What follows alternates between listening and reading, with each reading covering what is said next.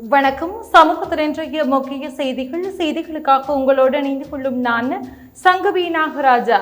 விரிவான செய்திகளுக்கு செல்ல முன்னதாக முதலில் தலைப்புச் செய்திகள். புலிகளின் ஆயுதம் குறித்த அர்ச்சுனாவின் கூற்றை மறுக்கும் பாதுகாப்பு அமைச்சு. மேலும் 4 லட்சம் குடும்பங்களுக்கு அஸ்வெசும உதவித்தொகை.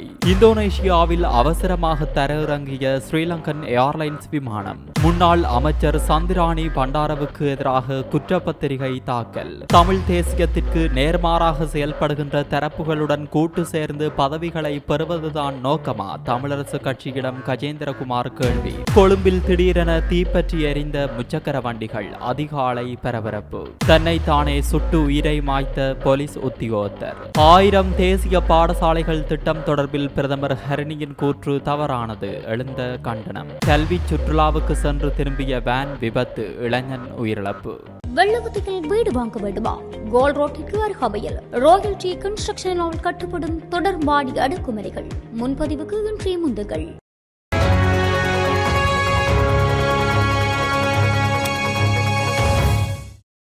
விடுதலை புலிகளின் முன்னாள் தலைவர் வேலுப்பிள்ளை பிரபாகரனுக்கு சொந்தமான ஒரு தொகை ஆயுதங்கள் அண்மையில் சுங்கத்தால் விடுவிக்கப்பட்ட கொள்கலன்கள் மூலம் நாட்டிற்கு கொண்டுவரப்பட்டதாக ராமநாதன் அர்ச்சனா எம்பி நாடாளுமன்றத்தில் கூறிய கூற்றை பாதுகாப்பு அமைச்சகம் கடுமையாக மறுத்துள்ளது. இது தொடர்பாக அறிக்கை ஒன்றை வெளியிட்ட பாதுகாப்பு செயலாளர் ஓய்வு பெற்ற சம்பத் துய்யஹொந்தா இந்த கூற்றானது முற்றிலும் ஆதாரமற்றது மற்றும் தவறானது. அத்தகைய குற்றச்சாட்டுகளை முன்வைக்க எந்த ஆதாரமும் இல்லை என்றும் கூறினார். தேசிய பாதுகாப்பு விடயங்களை பொது மன்றங்களில் அரசியலாக்கவோ அல்லது தவறாக சித்தரிக்கவோ கூடாது. 2009க்கு முன்னர் பிரபாகரன் நாட்டிற்கு கொண்டு வருவதற்கு முயற்சித்த பொருட்கள் தாய்லாந்தில் இருந்ததாகவும் அவையே தற்போது நாட்டிற்கு கொண்டுவரப்பட்டுள்ளதாகவும் ராமநாதன் அர்ச்சுனா எம்பி நாடாளுமன்றில் தெரிவித்தார். நாடாளுமன்றில் நேற்றைய தினம் அவர் வெளியிட்ட கருத்துக்கள் பாரிய சர்ச்சையை ஏற்படுத்தியிருந்தமை குறிப்பிடத்தக்கது. அடுத்த மாதம் மேலும் 4 லட்சம் குடும்பங்களுக்கு அஸ்வெசும உதவித்தொகை வழங்கப்படும் என கிராமிய அபிவிருத்தி, சமூக பாதுகாப்பு மற்றும் சமூக வலுவூட்டல் அமைச்சு தெரிவித்துள்ளது. இந்த உதவித்தொகை திட்டத்திற்கு தகுதியானவர்களை தேர்ந்தெடுக்கும் பணிகள் இறுதி கட்டத்தில் உள்ளதாகவும் குறித்த அமைச்சு குறிப்பிட்டுள்ளது. அதன்படி அஸ்வெசும கொடுப்பனவை பெறும் மொத்த குடும்பங்களின் எண்ணிக்கை தற்போது 1.38 மில்லியன் ஆகும் என தெரிவிக்கப்படுகிறது. கட்டுநாயக்கவிலிருந்து நேற்று மாலை சிங்கப்பூர் நோக்கி புறப்பட்டு ஸ்ரீலங்கன் விமானம் ஒன்று அவசரமாக தரையிறக்கப்பட்ட சம்பவம் பரபரப்பை ஏற்படுத்தியுள்ளது. ஸ்ரீலங்கன் விமான நிறுவனத்திற்கு சொந்தமான UL 306 என்ற விமானமே தொழில்நுட்ப கோளாறு காரணமாக இந்தோனேஷியாவின் மேடான் விமான நிலையத்தில் அவசரமாக தரையிறக்கப்பட்டது. இந்தோனேஷிய தொழில்நுட்ப குழு விமானத்தை பரிசோதித்த பின்னர் குறைபாட்டை சரி செய்ய சில மணி நேரம் ஆகும் என தெரிவித்ததால் பயணிகளை ஹோட்டல் அறைகளில் தங்க வைக்க இலங்கை அதிகாரிகள் முடிவு செய்தனர். எனினும் இந்தோனேஷிய அதிகாரிகள் பயணிகளை ஹோட்டல்களில் தங்க அனுமதிக்க மறுத்ததால் நெருக்கடி ஏற்பட்டது. இதனையடுத்து இலங்கை தூதரின் தலையீட்டால் இந்த பிரச்சினை சுமூகமாக தீர்க்கப்பட்டதாக தெரிவிக்கப்படுகிறது. இதற்கிடையில் தொழில்நுட்ப கோளாறால் பாதிக்கப்பட்ட ஸ்ரீலங்கன் விமானத்தை பரிசோதிக்க இன்று காலை ஜகார்த்தாவிற்கு இலங்கை தொழில்நுட்ப குழு ஒன்று புறப்பட்டது. முன்னாள் மகளிர் சிறப்பு விவகாரங்கள் மற்றும் உலரமண்டல மேம்பாட்டு அமைச்சர் சந்திராணி பண்டாரு மீது லஞ்ச ஒழிப்பு ஆணைக்குழு தாக்கல் செய்த ஊழல் குற்றச்சாட்டுகள் தொடர்பில் கொழும்பு மேல் நீதிமன்றத்தில் குற்றப்பத்திரிகை தாக்கல் செய்யப்பட்டுள்ளது. குற்றப்பத்திரிகை மேல் நீதிமன்ற நீதிபதி ஆதித்ய படபெண்டி முன் சமர்ப்பிக்கப்பட்டது. அதனைத் தொடர்ந்து முன்னாள் அமைச்சரை தலா 1 மில்லியன் ரூபாய் மதிப்புள்ள 2 சரீர பிணையில் விடுவிக்க நீதிமன்றம் உத்தரவிட்டது. மேலும் அவரது கைரேகைகளை பதிவு செய்யுமாறும் நீதிமன்றம் உத்தரவிட்டது. முந்தைய நல்லாட்சி அரசாங்கத்தின் போது அவரது பதவிக்காலம் தொடர்பான குற்றச்சாட்டுகள் அவர் தனது அதிகாரத்தை தவறாக பயன்படுத்தி உலர் மண்டல மேம்பாட்டு அமைச்சகத்தின் திட்ட பணிப்பாளராக HM சந்திரவன்சவை நியமித்ததாக உரிய நடைமுறையை மீறி பல்வேறு பதவிகளுக்கு பல சகாக்களை நியமிக்க தலையீடு செய்துள்ளதாகவும் கூறப்படுகிறது. 800 மில்லியன் ரூபாவுக்கும் அதிக பெறுமதியான சொத்துக்களை சட்டவிரோதமாக வைத்திருந்த முன்னாள் அமைச்சர் மேர்வின் சில்வாவுக்கு எதிராக கொழும்பு மேல் நீதிமன்றம் குற்றம் சாட்டியுள்ளது. இதன்போது கொழும்பு மேல் நீதிமன்ற நீதிபதி ஆதித்யா படபெண்டிகே முன்னிலையில் குற்றம் சாட்டப்பட்டவருக்கு எதிராக குற்றப்பத்திரிகை தாக்கல் செய்யப்பட்டது. லஞ்சம் மற்றும் ஊழல் விசாரணை ஆணைக்குழுவினால் தாக்கல் செய்யப்பட்ட இந்த வழக்கு இன்று விசாரணைக்கு எடுத்துக் கொள்ளப்பட்ட போதே இந்த உத்தரவு பிறப்பிக்கப்பட்டுள்ளது. இதனையடுத்து குற்றம் சாட்டப்பட்டவரை பிணையில் விடுதலை செய்ய கொழும்பு மேல் நீதிமன்ற நீதவான் உத்தரவிட்டுள்ளார். பாராளுமன்ற உறுப்பினர் தயாஸ்ரீ ஜெயசேகரவின் நடவடிக்கைகள் தொடர்பாக பெறப்பட்ட முறைப்பாட்டை விசாரித்து அறிக்கை சமர்ப்பிப்பதற்காக நியமிக்கப்பட்ட 3 குழுவில் இருந்து கயந்த கருணாதிலக்கு விலகியுள்ளார். பாராளுமன்ற அலுவல்கள் இன்று ஆரம்பித்த போது சபாநாயகர் யஹத் விக்ரமரட்ன இதனை பாராளுமன்றத்தில் அறிவித்தார். அதன்படி எதிர்க்கட்சியின் பிரதான அமைப்பாளர் கயந்த கருணாதிலக்கவுக்கு பதிலாக பாராளுமன்ற உறுப்பினர் சட்டத்தரணி ரஃபூப் ஹக்கீம் நியமிக்கப்பட்டுள்ளதாக சபாநாயகர் அறிவித்தார். பாராளுமன்றத்தில் சட்டத்தரணி தயாஸ்ரீ ஜெயசேகரவின் நடத்தை தொடர்பாக கிடைக்கப்பெற்ற முறைப்பாட்டை கருத்தில் கொண்டு கடந்த மே மாதம் 20ஆம் தேதி இந்த 3 பேர் கொண்ட குழு நியமிக்கப்பட்டது. தமிழரசு கட்சி EPDPயுடன் பேச்சுவார்த்தை நடாத்த ஏற்கனவே திட்டமிட்டதை மூடி மறைப்பதற்காகவே எமது தரப்பில் ஒரு சிலர் EPDPயுடன் பேச உள்ளதாக பொய்ச் செய்தி பரப்பப்பட்டதாக தமிழ் தேசிய மக்கள் முன்னணியின் நாடாளுமன்ற உறுப்பினரும் தலைவருமான கஜேந்திரகுமார பொன்னம்பலம் தெரிவித்துள்ளார். மேலும் ஜனநாயக தமிழ் தேசிய கூட்டணிக்கும் தமிழ் தேசிய பேரவைக்கும் இடையில் கச்சாத்திடப்பட்ட ஒப்பந்தத்தை ஏற்று தமிழரசு கட்சி இந்த கூட்டு முயற்சிக்கு வர வேண்டும் எனவும் அவர் வேண்டுகோள் விடுத்துள்ளார். மக்கள் வழங்கிய ஆணைக்கு தமிழ் தேசியத்திற்கு நேர்மாறாக செயல்படுகின்ற தரப்புகளுடன் கூட்டு சேர்ந்து பதவிகளை பெறுவதுதான் நோக்கம் என்றால் தமிழ் தேசியத்தை ஏற்றுக்கொள்ளும் தரப்பினரான எம்மோடு சேருங்கள், பதவிகளை உறுதிப்படுத்த நாங்கள் தயாரென தெரிவித்தார். கொழும்பில் இன்று இடம்பெற்ற செய்தியாளர் மாநாட்டில் இதனை தெரிவித்துள்ள அவர் மேலும் குறிப்பிட்டுள்ளதாவது: சித்தார்த்தன் அவர்களும் சுரேஷ் பிரேமச்சந்திரன் அவர்களும்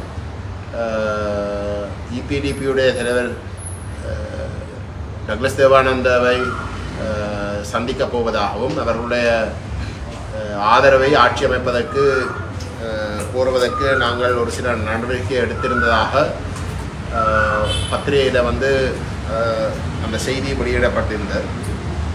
அந்த செய்தி முற்றிலும் தவறான பொய்யான செய்தி. அந்த செய்தி திட்டமிட்ட வகையிலே ஜனநாயக தமிழ் தேசிய கூட்டணிக்கும் தமிழ் தேசிய பேரவைக்கும் இடையிலே நடைபெற்ற கொள்கை ரீதியான அந்த ஒப்பந்தத்தை கொச்சைப்படுத்துவதற்காக திட்டமிட்டு பரப்பப்பட்ட ஒரு பொய்யான செய்தியாக நாங்கள் அதை நிராகரிக்கின்றோம். அதை நாங்கள் அந்த பொய் செய்தியை கண்டிக்கின்றோம். அதை நிராகரிக்க முடியாத ஒரு நிலைமை தான் இருக்கின்றது. அவை தமிழரசு கட்சி இன்றைக்கும் நாங்கள் கேட்கிறோம். தமிழரசு கட்சி ஜனநாயக தமிழ் தேசிய கூட்டணிக்கும் தமிழ் தேசிய பேரவைக்கும் இடையிலே கைச்சாத்திடப்பட்ட அந்த ஒப்பந்தத்தை ஏற்று தமிழரசு கட்சியும் இந்த கூட்டு முயற்சிக்கு வர வேண்டும். வருவதின் ஊடாக தமிழரசு கட்சிக்கு தேவைப்படுகின்ற சபைகளுடைய பதவிகளை நாங்கள் உறுதிப்படுத்த அதுதான் நோக்கம் என்றால் இன்றைக்கு கொள்கைக்கு நேர்மாறாக தமிழ் தேசியத்துக்கு நேர்மாறாக தமிழ் தேசியத்தை அளிக்கிறதுக்கு செயல்பட்ட தரப்புகளோட கூட்டு சேர்ந்த பதவியில பெறுவது தான் நோக்கமாக இருந்தால் தமிழ் தேசியத்தை ஏற்றுக்கொள்ளுகின்ற எங்களுடைய தரப்போட சேர்ந்து உங்களுக்கு தேவைப்படுகின்ற அந்த பதவியில நாங்கள் ஒத்துழைக்கிறதுக்கு தயாராக இருக்கிறோம். கொழும்பு தெமிட்டகுடி பிரதேசத்தில் உள்ள கட்டடம் ஒன்றிற்கு முன்பாக நிறுத்தி வைக்கப்பட்டிருந்த கார் மற்றும் 6 முச்சக்கர வண்டிகள் திடீரென தீப்பற்றி எரிந்துள்ளதாக போலீசார் தெரிவித்தனர்.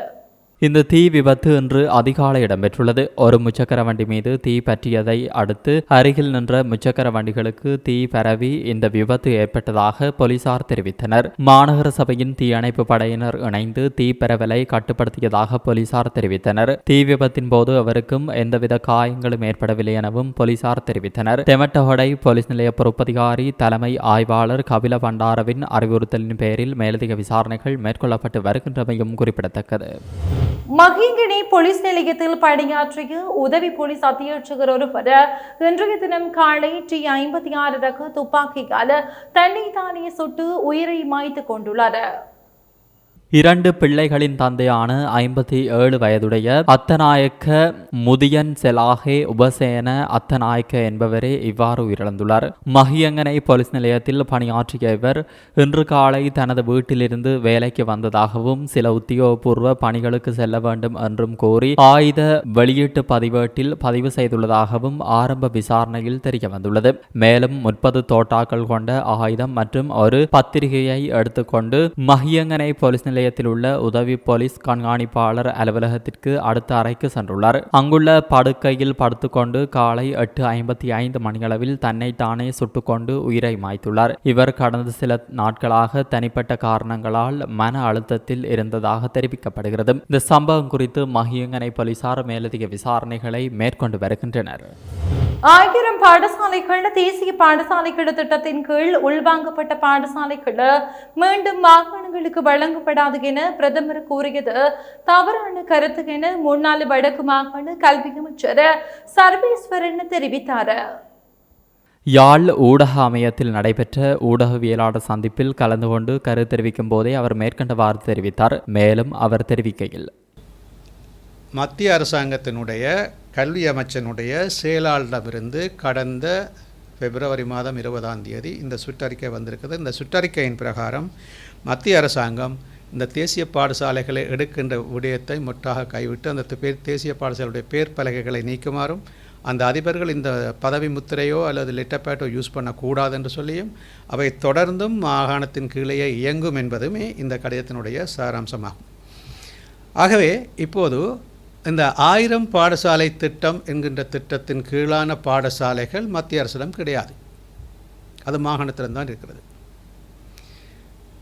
ஆகவே இங்கே பிரதமர் கல்வி அமைச்சரும் பிரதமரான கருணி அமரசூரிய அவர்கள் கூறிய 1000 பாடசாலைகளை நாங்கள் திருப்பி மாகாணத்திற்கு வழங்கும் எண்ணம் எங்களுக்கு இல்லை என்று சொல்லுகின்ற போது அது ஏதோ தங்களுடைய அதிகாரத்தின் கீழ் இருப்பது போன்ற ஒரு அத்தகைய ஒரு தவறான புரிதலின் அடிப்படையில் இருந்து கூறுவதாக இருக்கிறது.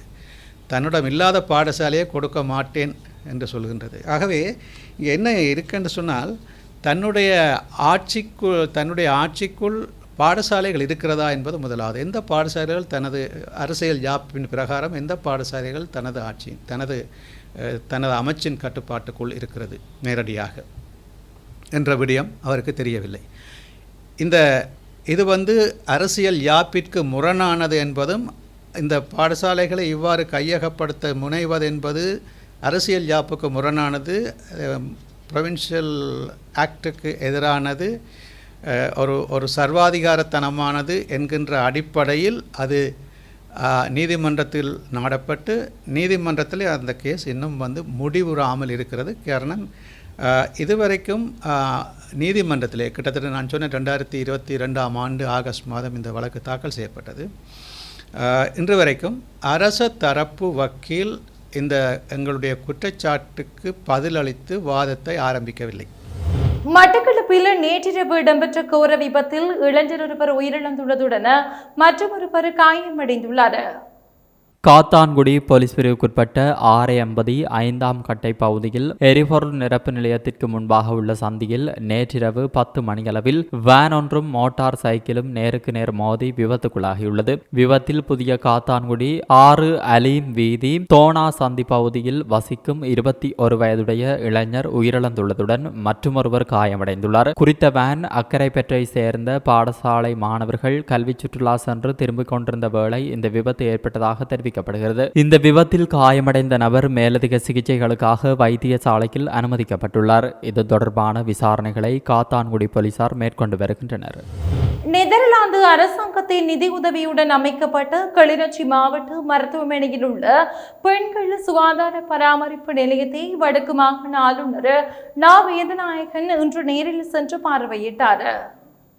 மாவட்ட மருத்துவமனைக்கு சென்ற ஆளுநரை வடக்கு மாகாண சுகாதார அமைச்சின் செயலாளர் திருமதி ஜெயராணி பரமோதயன் மற்றும் மாவட்ட மருத்துவமனை பணிப்பாளர் மருத்துவர் பிரபாத் வீரவத்த ஆகியோர் வரவேற்றனர். இதன் பின்னர் புதிதாக நிர்மாணிக்கப்பட்டு கையளிக்கப்பட்டுள்ள பெண்கள் சுகாதார பராமரிப்பு நிலையத்தை ஆளுநர் பார்வையிட்டார். அங்கு கிளினிக் செயல்பாடுகள் நடைபெறுவதை பார்வையிட்டதுடன் பயன்படுத்தப்படாத நிலையிலுள்ள ஏனைய சிகிச்சை நிலையங்களையும் ஆளுநர் நேரடியாக பார்வையிட்டார். இதற்கான ஆளணி இன்னமும் அனுமதிக்கப்படாத நிலையில் அதனை பெற்று விரைவாக ஆரம்பிப்பதற்கான ஏற்பாடுகள் முன்னெடுக்கப்படும் என ஆளுநர் இதன்போது குறிப்பிட்டார்.